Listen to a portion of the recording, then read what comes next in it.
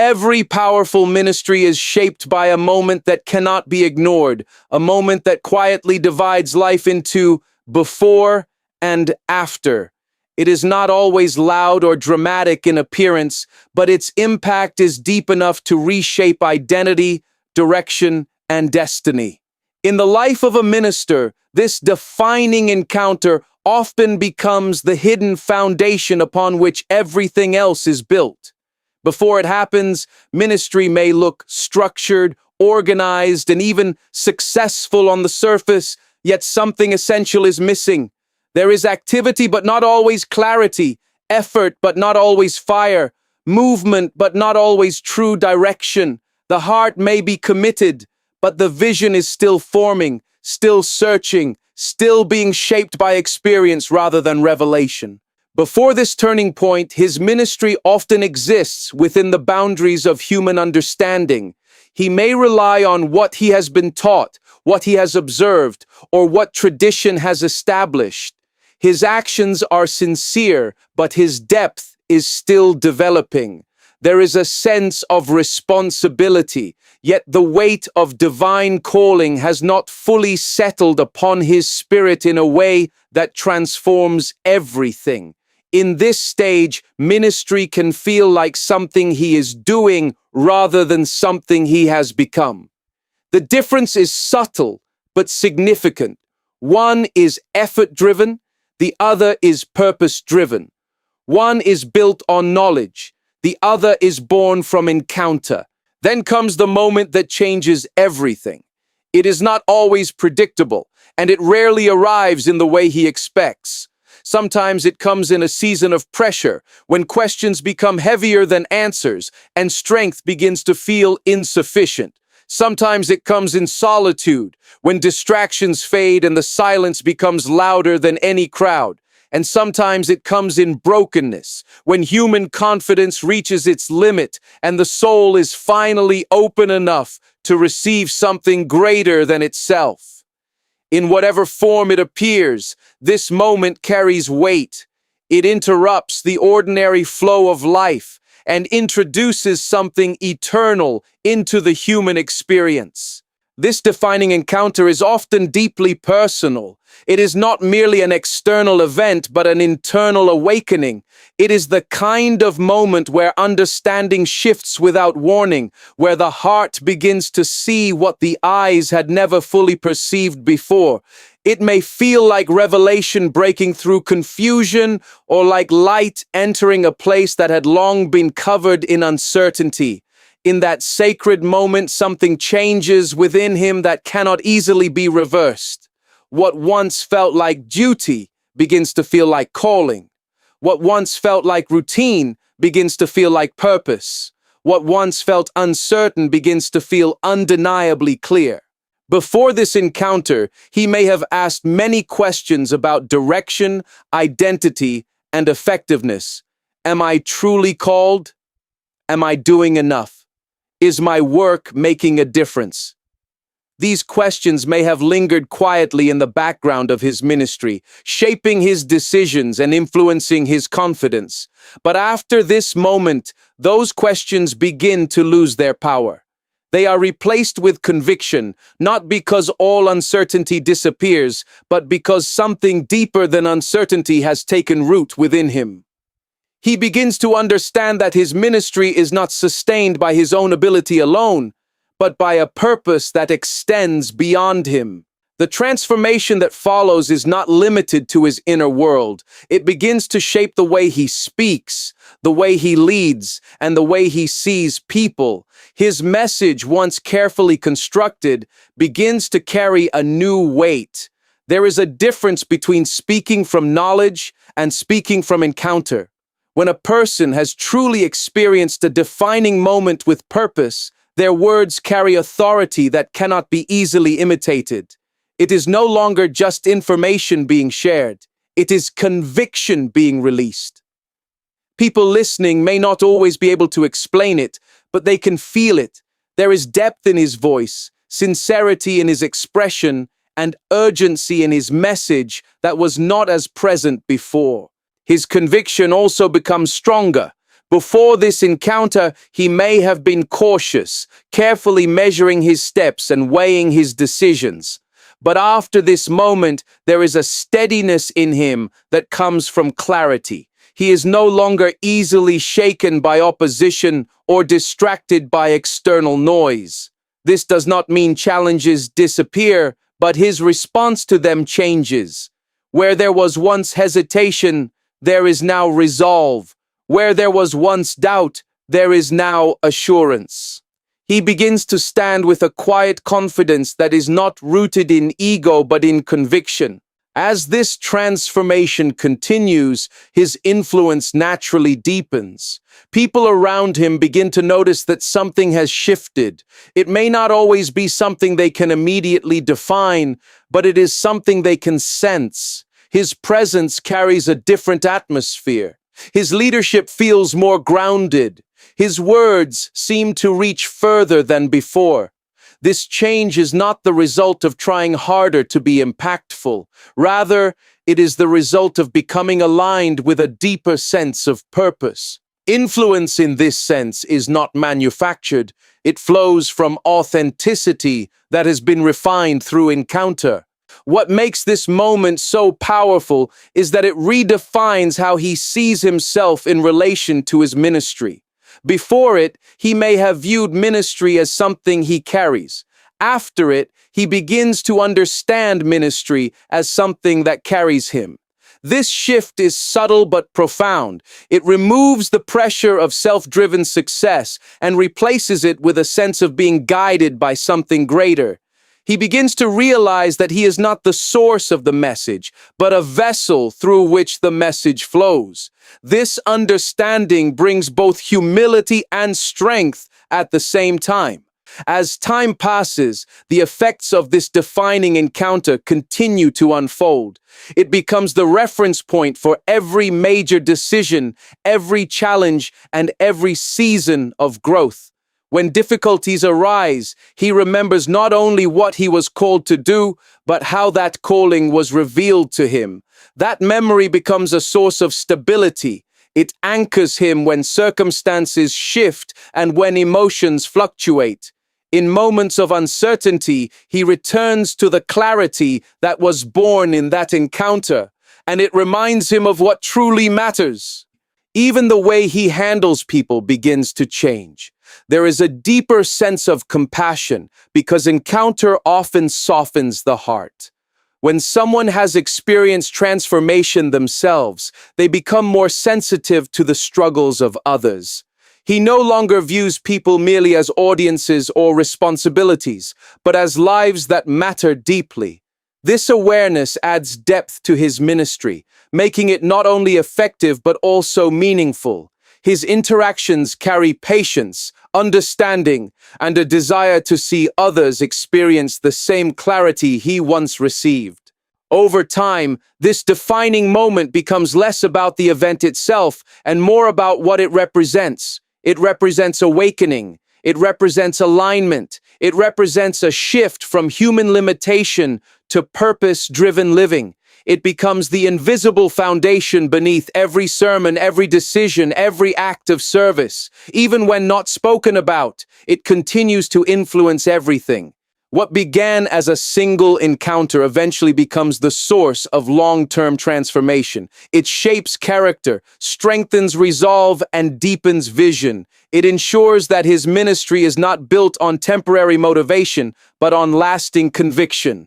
And as he continues forward, that moment remains with him, not as a memory of the past, but as a living reminder of why he began, who called him, and what he is truly meant to do. In this way, everything changes from that one defining encounter, not because circumstances became easier, but because purpose became clearer. And when purpose is clear, even the most ordinary life can become a powerful ministry that carries impact far beyond what was once imagined.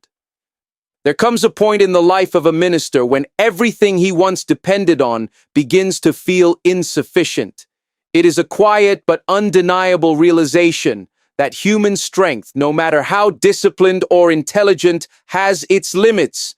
Before this moment arrives, his ministry may appear confident, structured, and even successful. He may be known for his knowledge, his planning, his ability to speak, or his skill in organizing. From the outside, everything seems steady, but beneath the surface, there is often an unseen reliance on personal ability, a subtle belief that results can be achieved through effort, strategy, and determination alone.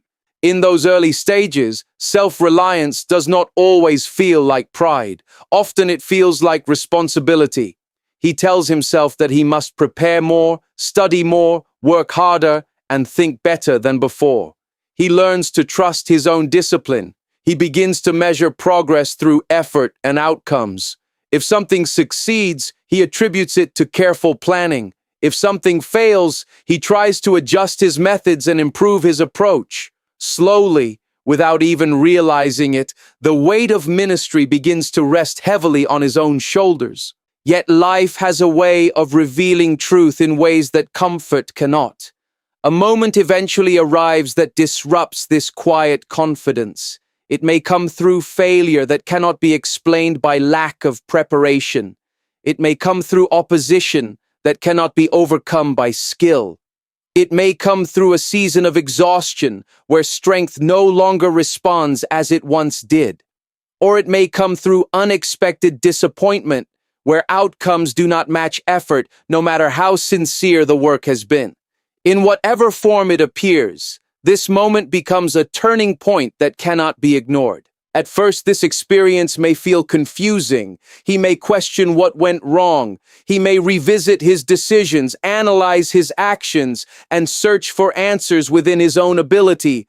But gradually, a deeper realization begins to form. It becomes clear that not everything can be controlled, not everything can be predicted, not everything can be achieved through human effort alone. This awareness does not come as discouragement, but as awakening. It is the beginning of a shift that transforms not only how he ministers, but how he understands life itself. This is the moment where self-reliance begins to weaken, not because it was unnecessary, but because it was incomplete. He starts to see that his knowledge, while valuable, is not sufficient on its own. His strategies, while helpful, are not the foundation of lasting impact. His abilities, while important, are not the ultimate source of effectiveness. Something deeper is required, something beyond human limitation.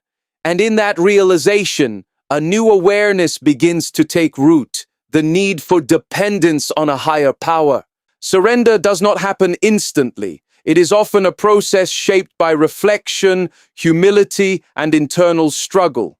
Letting go of self-reliance can feel like losing control, and for someone who has been used to carrying responsibility, that can be uncomfortable. There is a tension between what he has always done and what he is now being invited to do. One path demands control, the other demands trust.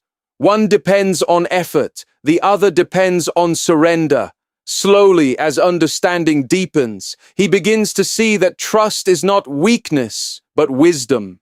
The shift begins quietly. Instead of immediately reacting to challenges with human solutions, he begins to pause and seek guidance beyond himself. Instead of rushing to fix everything through effort alone, he begins to acknowledge that some situations require more than personal strength. Prayer, reflection, and dependence on divine direction become more central in his life. This does not remove responsibility, rather, it redefines it. He is still active, still committed, still engaged, but now with a different foundation beneath his actions. As this transformation continues, his ministry begins to take on a different character. The pressure that once rested solely on his shoulders begins to shift. He no longer sees himself as the sole source of outcomes. Instead, he begins to understand himself as a participant in a greater work. This awareness brings both relief and responsibility. Relief because he is no longer carrying everything alone. Responsibility, because he now recognizes that his role is to align with something greater than himself rather than operate independently of it. One of the most profound changes that comes from this shift is humility. Self-reliance often builds a quiet sense of self-assurance that, over time, can become subtle confidence in personal ability. But dependence on divine guidance reshapes that posture. He begins to recognize that success is not merely the result of effort, but also of direction, timing, and grace. This understanding softens the heart. It removes arrogance without removing confidence. It replaces self-centered achievement with gratitude-driven purpose. As humility grows, so does authenticity. When a minister is no longer trying to rely solely on personal strength, there is freedom to be honest about limitations. He no longer feels the need to present himself as having everything under control. Instead, there is transparency in his leadership. People begin to sense that he is not performing strength, but living truth. This authenticity becomes one of the most powerful aspects of his ministry, because people are naturally drawn to what is real rather than what is merely impressive. Alongside humility and authenticity, faith begins to deepen. Dependence on divine guidance requires trust in what cannot always be seen or immediately understood. There are moments when answers are not instant and direction is not fully clear. In those moments, faith becomes essential. He learns to move forward even when complete clarity is not available, trusting that guidance will come in time. This strengthens resilience because he is no longer dependent on certainty to take action. Over time, this shift begins to reshape the impact of his ministry. The words he speaks carry a different weight, not because they are more sophisticated, but because they are more grounded. They are no longer just the result of intellectual preparation, but also of spiritual conviction. People begin to respond not only to what is said, but to the sense of sincerity behind it. There is a depth that cannot be manufactured through skill alone. It comes from lived dependence, from moments of surrender, and from experiences that have shaped character. His leadership also begins to change. Instead of leading from a place of control, he begins to lead from a place of guidance. This does not mean he stops making decisions or taking responsibility. Rather, it means his decisions are no longer driven solely by personal ambition or pressure to succeed. There is a greater awareness of purpose guiding his direction. He becomes more patient, more reflective, and more attentive to timing. Leadership becomes less about force and more about alignment. Even challenges begin to take on new meaning. Where once they may have felt like threats to his ability, they now become opportunities for deeper dependence. Difficult situations no longer push him toward panic, but toward reflection. Instead of asking only, "How can I solve this?" he begins to ask, "What is this teaching me? And how can I respond in alignment with greater wisdom?" This shift does not remove difficulty, but it changes his relationship with it.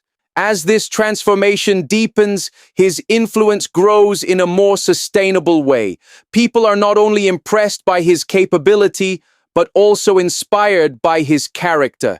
They see consistency between what he teaches and how he lives. They notice that his strength is not rooted in self-promotion, but in something steadier and deeper. This creates trust, and trust naturally leads to influence that lasts beyond momentary success. The most significant outcome of this shift is that his ministry becomes less about performance and more about purpose. Self-reliance often pushes a person toward proving themselves, but divine dependence redirects focus toward fulfilling something greater than personal recognition. His motivation begins to change. Success is no longer defined solely by visible achievement, but by faithfulness to calling. This redefinition brings peace because it removes the constant pressure to prove worth through results. In time, This dependence becomes the foundation of everything he does. It shapes how he prepares, how he speaks, how he leads, and how he responds to life. It is no longer an occasional practice, but a continuous posture. Even in moments of success, he remains aware that outcomes are not solely the result of personal effort. Even in moments of difficulty, he remains anchored in trust rather than despair. What began as a moment of limitation eventually becomes a source of strength. What once felt like loss of control becomes gain of clarity. What once felt like weakness becomes the pathway to deeper purpose. And in this transformation, his ministry is no longer defined by how much he can accomplish alone, but by how faithfully he walks in dependence on something greater than himself.